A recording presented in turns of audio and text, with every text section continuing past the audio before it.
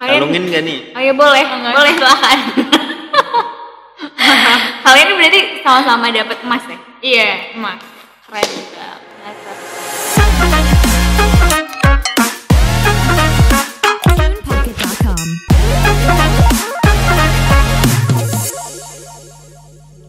Assalamualaikum warahmatullahi wabarakatuh. Selamat datang di Ponyamin, podcastnya Bakmin.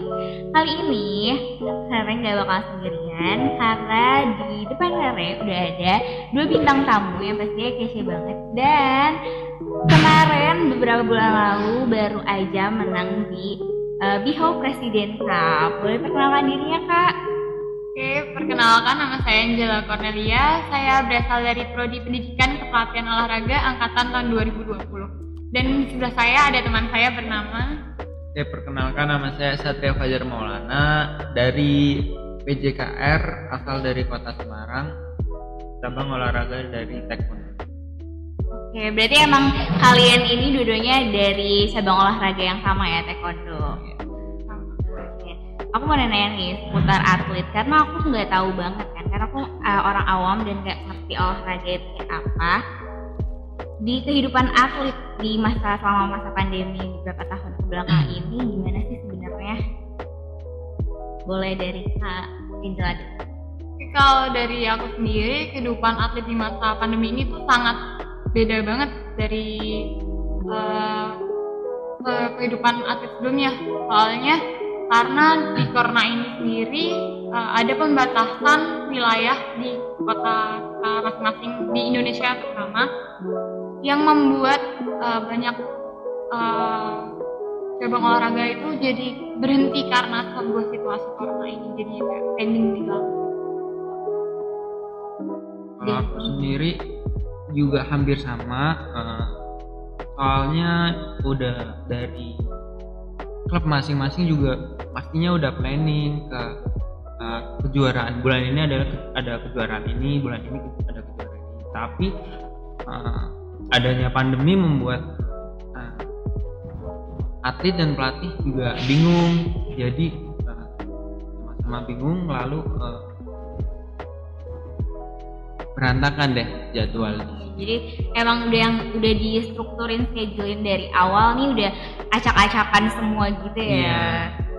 Oke. Dan gimana sih kegiatan latihannya terganggu nggak sih Kak? Kayak selama pandemi ini juga menerapkan protokol kesehatan pastinya beberapa bulan ini kan, yang udah dilonggarin sedikit, cuma masih harus tetap pakai protokol kesehatan. Nah, gimana nih tanggapan dari kalian? Untuk dari aku sih, latihan di masa pandemi ini juga harus juga memenuhi protokol kesehatan. Tetapi cabang olahraga taekwondo juga pastinya tidak istilahnya, kalau fisik itu kan harus selalu buka masker gitu. Jadi nggak boleh ditutupin, takutnya ngeganggu kesehatan atlet tersebut ya. Takut pernafasannya ya, juga nggak sih? Benar banget sih. Kalau dari kamu gimana? Kalau di klubku sendiri ya, itu kita tetap menerapin protokol kesehatan. Sebelum masuk lujang itu ada tempat cuci tangannya, ada hand sanitizer juga. Terus kita juga sebelum latihan itu harus pakai masker, setelah latihan istirahat itu pakai masker. Kecuali waktu latihan itu boleh buka masker. Dan kalau di klub sendiri dibagi jadi beberapa shift, terutama waktu akan kejuaraan itu shiftnya itu tambah banyak, jadi mengurangi jumlah kerumunan, jadinya benar-benar dibagi untuk mengurangi jumlah kerumunan. Dan berarti pelatihnya sendiri, pelatihnya tuh berarti banyak banget kelompok-kelompoknya. Iya, gitu. Jadi pelatihnya satu tapi ya anaknya yang beda-beda. Demi menjaga juga, kita kan saling menjaga, harus saling menjaga di situasi seperti itu. Berarti kalau dari klubnya Satria sendiri latihannya itu pakai masker, tapi sedangkan kalau dari klubnya Angela ini nggak, pas latihannya ini nggak pakai masker, nggak apa-apa? Nggak pakai masker, cuman tetap mematuhi jaga jarak. Nah, aku mau tahu nih, sebenarnya taekwondo itu apa sih, Kak? Kalau taekwondo sendiri itu bela diri dari Korea yang ada artinya. Mungkin artinya bisa dijelasin sama Satria. Oh iya. Taekwondo itu ada artinya ya. Tek itu tendangan, dan won itu pukulan, serta do itu sikap.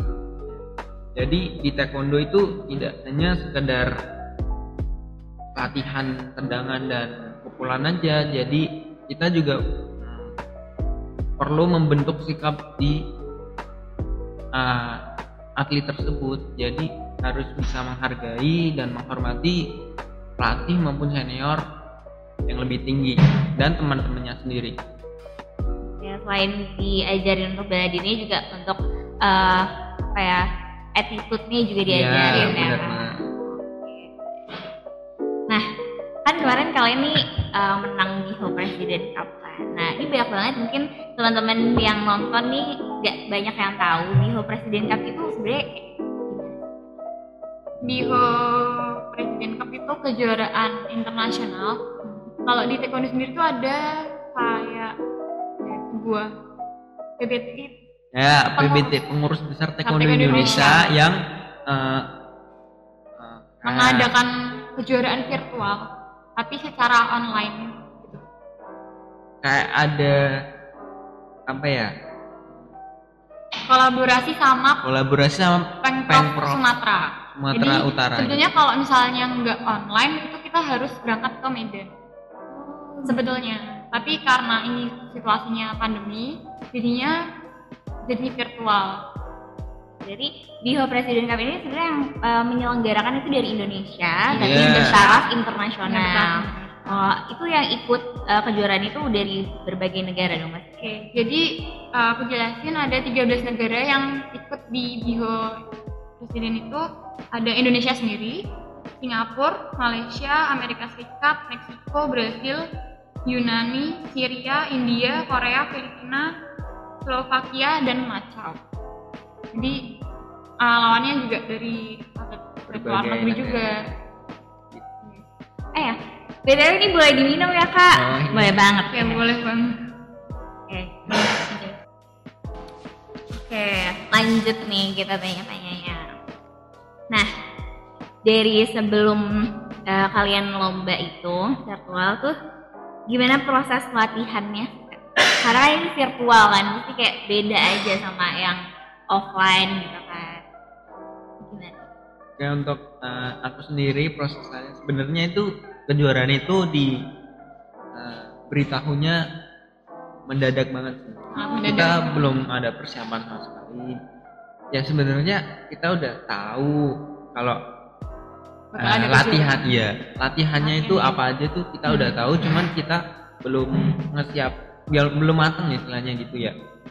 Belum matang dalam artian belum siap untuk di kejuaraan itu. Nah, tapi waktunya mepet, kita mau apa lagi, kita harus Siap nggak siap harus siap. ya benar banget, harus siap untuk latihan. Kita juga mandiri, nggak ada pelatih juga. Gak ada pelatih atau emang terkendala jarak atau gimana? Kalau akunya yang ngoreksi teman sendiri, nggak pelatih. Soalnya pelatihnya masih sibuk. Jadi kan kalian ini udah berpengalaman gitu kan dengan kejuaraan-kejuaraan offline di berbagai kejuaraan lah. Nah, kalian perbedaan apa sih yang signifikan banget nih yang dari virtual sama yang biasanya kalian lomba-lomba biasanya? Kalau perbedaannya tuh satu tuh effortnya buat lomba. Kalau misalnya offline itu kan kita bisa kayak lihat teman dari misalnya dari Sumatera, dari Papua, dari Sulawesi itu di satu kejuaraan itu pasti kayak bisa teman-teman lama tuh kayak seneng. Dan kalau virtual kan kita jauh. Banyak ini juga ya, jadi banyak relasi juga ya. Iya, jadi banyak relasi. Sama kita kalau di kejuaraan offline kan kita harus support teman itu, jadi dia main, misal ya tangan atau NC main, aku yang ya teman-teman semuanya ya saling support ya, saling support. Nah itu nggak ada ya tuh di Nggak ada. pas virtual tuh kayak rasanya hampa banget ya. Kayak cuma diem-diem. Dia melihat video aja sih. Gue sih tapi ya gimana lagi ya kalau namanya juga pandemi nggak bisa dipungkirin nggak sih. Nah kalian nih aku masih bingung sama teknis pelaksanaan di Hopra Student Cup sendiri. Nah jadi teknisnya itu kalian bikin video atau emang live streaming apa gitu? Jadi kalau di kejuaraan virtual taekwondo itu ada dua macam. Satu itu secara take video itu dan satunya live streaming. Jadi ada dua. Cuman kebetulan di Ho yang kita ikutin ini itu modelnya pelaksanaannya tuh jadi kita rekaman jurus kita. Jadi kita ngelakuin gerakan apa, kita upload ke YouTube channelnya Taekwondo UNES. Karena kita nama UNES, kita kirim upload ke YouTube UNES. Lalu dari YouTube UNES itu ada link masuk, disuruh masukin itu formulir. Jadi dari sana itu ada formulir kejuaraan. Linknya itu dimasukin ke dalam formulir tersebut, diserahkan. Kemudian nanti dari link itu bakalan dijadiin satu sama penyelenggaranya itu. Setelah itu dari link-link tersebut akan ditampilin secara streaming. Jadi langsung keluar, jadi wasitnya juga online juga, jadi dari rumah masing-masing juga wasitnya.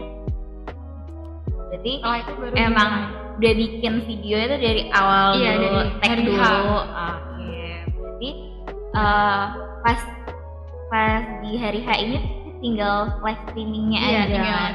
Jadi pembuatan tag video itu bisa hampir 1 bulan kalau nggak beberapa minggu sebelum kejuaraan. Berarti kalau misalkan kayak gitu, kalian tuh udah nilai dulu sendiri kayak kalian kurangnya apa dan segala macam kayak gitu. Berarti tagnya berulang-ulang. Ya berulang-ulang. Soalnya kan Tergantung si pelatih juga. kita nyarinya juga yang paling Terbaik. bagus. Berarti kayak kalau misalkan kurang tuh di tag ulang sampai ada hasil yang puas baru dikirimin gitu. Dan penilaiannya tuh dari diri kalian masing-masing atau dikirim ke pelatih juga? Kalau aku sendiri langsung dikirim ke UNES-nya, Jadi bukan kalian ke pelatih. jadi kalian emang melihat kemampuan diri kalian dulu sendiri masing-masing ya, Iya. nggak minta dinilai orang lain. Langsung sekali. Nah, kendalanya nih dari proses tag video itu apa sih kendala-kendalanya? Pasti kan ada ya, banyak kan sih. Kalau kita kendalanya itu satu tuh karena emang tempatnya nggak ada. Karena kalau Soalnya- virtual sendiri kita harus misal ada prosedur ukuran matras. Jadi matrasnya harus berapa kali berapa. Sedangkan kalau kita pasang matras sembarangan itu kalau di video kan juga kelihatannya jelek. Jadi kita juga tetap harus Kemarin pun waktu pertandingan kita nggak pakai matras UNES, jadi pakai matrasnya tempatnya. pribadi. Ya. Tempat latihan kalian tuh. Satria ke klub. Aku ke Gitu. Karena ya itu kendala tempat. Kendalanya tuh berarti di tempat. Terus kalau misalkan tag-nya berulang-ulang tuh menjadi suatu kendala nggak tuh? Satu Iya. kendala. Karena kalau tag-nya berulang-ulang itu juga bikin capek. Performanya jadi turun, Performanya jadi turun dan itu ngaruh banget buat penilaiannya.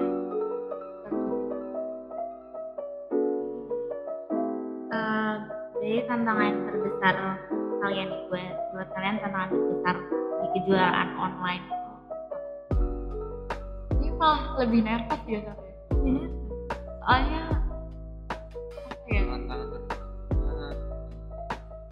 Iya nervousnya sih, Nervousnya. ya tapi Tapi lebih mending enggak begitu. terlalu.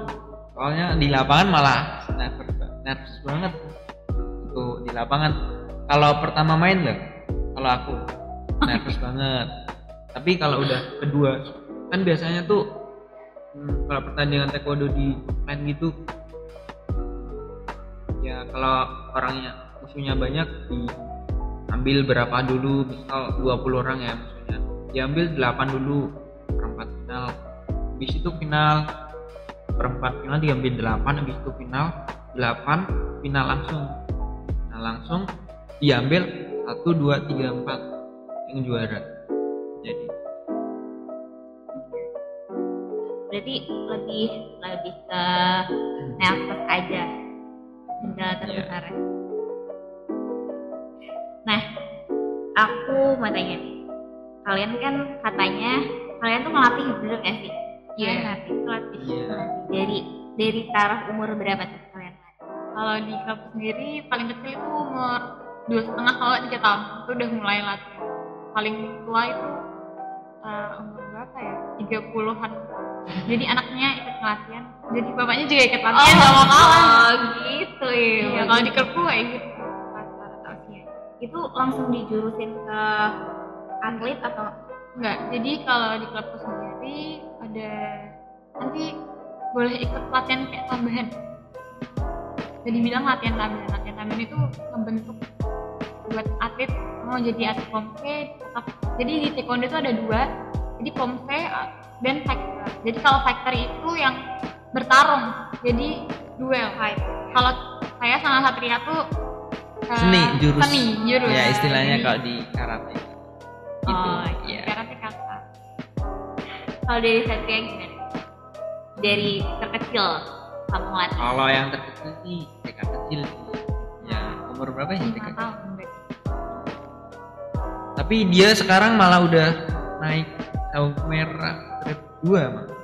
Ya. Oh iya. Sebenarnya bukan TK kecil ya, lebih kecil lagi ya. Playgroup. Soalnya ya dia gitu ujian dia masih kelas 1 apa 2, udah hampir bisa samaan sama aku mah sabuknya. Kalau di taekwondo tuh tingkatannya apa aja kan? Dari sabuk ya putih, kuning strip hijau, habis hijau strip biru, habis itu biru strip merah strip merah dulu merah strip 1, 2 hitamnya juga ada stripnya, dan 1 dan 2 dan 3 dan lain-lain. Banyak sampai master ya. Soalnya bisa sampai master. Panggilannya pun juga gitu. Nah, kalau kakak sendiri kan pasti udah sabuk hitam gak sih? Iya. Nah gimana sih step by stepnya sampai bisa sabuk hitam? Ada pending juga sih sebenarnya. Kelas 11 itu aku udah mulai nggak latihan. Kenapa? Udah malas karena udah bertahun-tahun. Kalau dihitung sampai sekarang tuh aku ikut taekwondo tuh udah 13 tahun. Karena dari kelas 1 SD sampai sekarang kuliah semester 2 ini. Jadinya ya, ikut ujian aja. Ya sama. Dari putih ujian lalu sampai merah, pokoknya di ujian itu ya kita ujian di Gor Satria ya. Ada yang di Semarang, ada juga yang di luar kota juga. Habis ujian itu kita mungkin durasi 45 sampai 1 jaman lah ujian. Kecuali kalau sabuk biru sama biru strip tuh beda lagi, soalnya ada tambahan cakapan. Iya, atau fighting kayak gitu juga ada. Kayak sama temen gitu. Itu juga masuk ujian. Hitam juga beda sendiri. Terus di luar kota juga. Jadi kalau per sabuk tuh beda-beda cara latihan. Ujiannya tuh beda-beda. Komposisi materinya yang beda kalau di taekwondo. Kalau udah ujian tuh belum langsung dapat sabuk. Kitanya juga nanti dapat ujian lagi dari pelatih. Jadi kayak semacam dalam artinya tuh digojlok ya, kalau bahasa kasarnya digojlok gitu. Jadi biar ada semangat habis kita ujian kita nggak nyepelein kita ambil sabuk gitu. Jadi kita ada effort buat aku tuh harus naik sabuk ini, kualitasku harus lebih baik dan sabuknya tuh semakin tinggi kita juga harus memahami semua materi yang kita dapat buat junior-junior yang kita ke depan. Nah, kalian sendiri kan ini melatih juga, jadi atlet juga.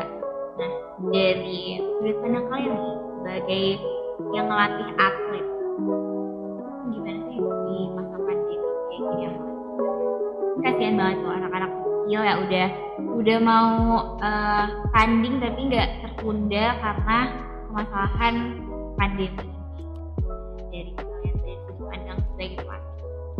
Sebenarnya kalau aku sendiri kasihan lihat atletnya itu, soalnya udah capek-capek mempersiapin latihan dari awal sampai berapa ya, sampai 1 bulan mungkin ya, udah siap tanding, tapi malah corona datang jadi nggak jadi pertandingan.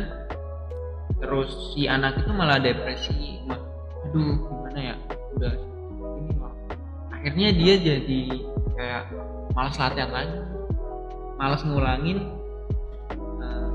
materi yang udah diulangin gitu. Jadi Dari kamu?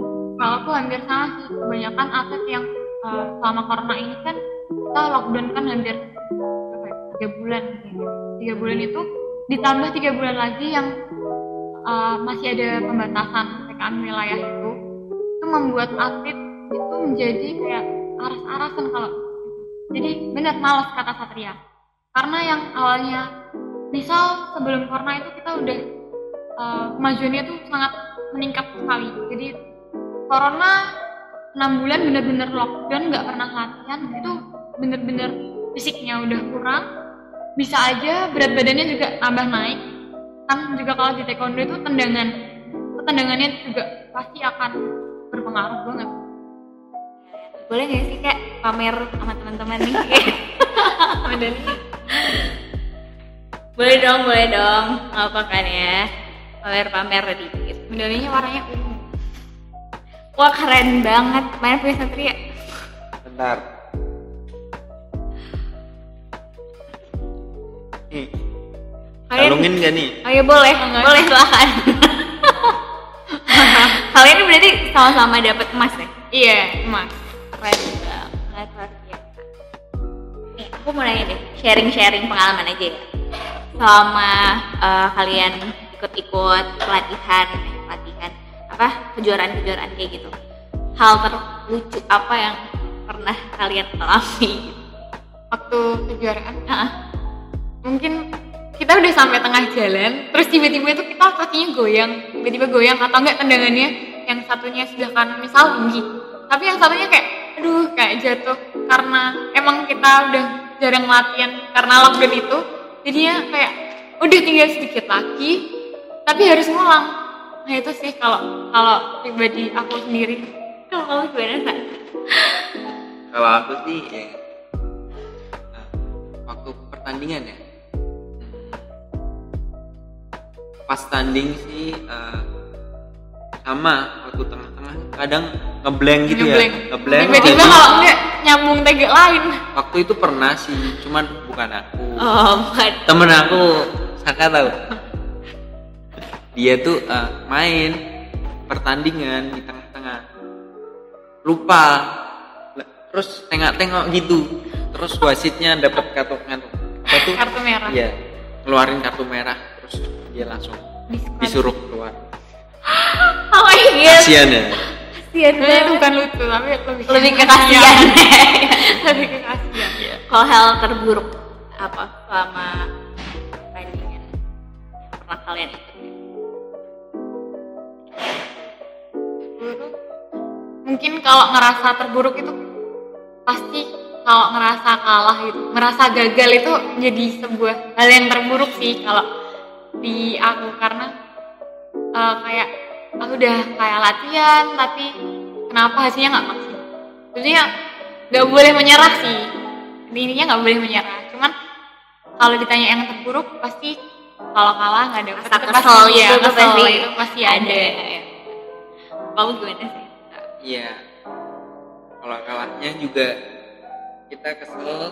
Kalau enggak, kalahnya itu karena beda poin. Misal tipis ya? Beda tipis. Jadi kalau di taekwondo misalnya nilainya 7,51, sedangkan nilainya kita 7,50. Jadi kurang 0,01. Jadi kayak sengit gitu saingannya. Soalnya Antara apalagi kalau medalinya tuh dapat emas sama perak. Jadi kan kayak harusnya aku bisa dapat emas karena kesalahan gerakan yang kurang power atau kurang akurasinya mungkin gitu. Jadi kayak itu juga paling terburuk.